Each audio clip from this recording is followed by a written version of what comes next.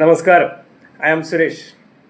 വളരെ പണ്ട് കാലത്ത് എന്ന് വെച്ചാൽ വളരെ വളരെ പുരാതനമായ കാലത്ത് വീടില്ല, റോഡില്ല, ഒന്നും ഒരു സൗകര്യങ്ങളില്ലാത്തൊരു കാലത്ത് മനുഷ്യൻ പ്രകൃതിക്ഷോഭങ്ങളുടെ മുന്നിൽ പേടിയായിരുന്നു. ഗംഭീര മഴ പെയ്യുമ്പോഴോ ഇടി വെട്ടുമ്പോഴോ ഒക്കെ മാളത്തിലൊക്കെ പോയി ഒളിച്ചിരുന്നൊരു കാലം. അത് നമുക്കൊന്ന് ചിന്തിക്കാൻ തന്നെ പറ്റില്ല. അന്ന് ഭയങ്കര പേടിയായിരുന്നു. ഇതിനൊക്കെ പേടിയായിരുന്നു. പ്രകൃതിക്ഷോഭങ്ങളെ കുറിച്ചിട്ടൊക്കെ പേടിയായിരുന്നു. കാലങ്ങൾ കഴിഞ്ഞു. ടെക്നോളജിയൊക്കെ അത്ര അധികം ഡെവലപ്പ് ചെയ്ത് ഈ കാലത്ത് പോലും പലതരത്തിലുള്ള പേടികളും ഇന്നും എക്സിസ്റ്റ് ചെയ്യുന്നു. അതൊക്കെ എവിടെയാണ് നിലനിൽക്കുന്നത്? മനസ്സിലാണ് നിൽക്കുന്നത്. എന്താണ് ഈ മനസ്സ്? അത് ശരീരത്തിൻ്റെ ഒരു ഭാഗമേ അല്ല.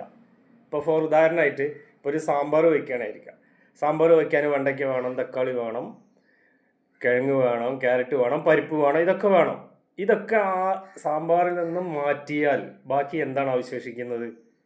അപ്പോൾ സാമ്പാറില്ല, അങ്ങനെ ഒരു സാധനമേ ഇല്ല. അപ്പോൾ ഇല്ലാത്തൊരു സാധനത്തിൻ്റെ മുകളിലാണ് നമ്മൾ ഈ പ്രശ്നങ്ങളൊക്കെ അനുഭവിക്കുന്നത്. അത് ഒരു ദാർശനികമായ ഭാഷയിൽ പറഞ്ഞിട്ടുണ്ടെങ്കിൽ മനസ്സെന്ന് പറയുന്നത് എന്താണ്? ചിന്തകളുടെ ഒരു സമാഹാരമാണ് മനസ്സ്. ഇപ്പോൾ അവരുടെ ഒരു ഉദാഹരണം പറയുകയാണെങ്കിൽ ഒരു തോർത്തെടുത്താൽ ആ തോർത്തിലെ നൂലിഴകളുണ്ടാവും. ആ നൂലുകളൊക്കെ ഓരോന്നോരോന്നായിട്ട് പുറത്തേക്ക് എടുത്തു കഴിഞ്ഞാൽ തോർത്തില്ല. അപ്പോൾ ആ ചിന്തകളെ കൊണ്ടാണ് മനസ്സുണ്ടാവുന്നത്.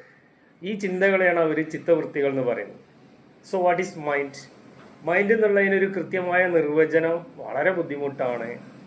അതിനെപ്പറ്റി വിശകലനം ചെയ്യണമെങ്കിൽ അതാരെങ്കിലും കണ്ടിട്ട് വേണ്ടേ. പക്ഷേ അതിൻ്റെ ബുദ്ധിമുട്ടോ നമ്മൾ ജീവിതകാലം മുഴുവൻ അനുഭവിക്കുകയാണ്. അപ്പോൾ അതിനെ എങ്ങനെ, ആ ബുദ്ധിമുട്ടിനെ തരണം ചെയ്യണം, എങ്ങനെയാണ് ഈ മനസ്സിനെ നിയന്ത്രിക്കേണ്ടത് എന്നുള്ളതാണ് ഏറ്റവും പ്രധാനപ്പെട്ട വിഷയം. ശരി.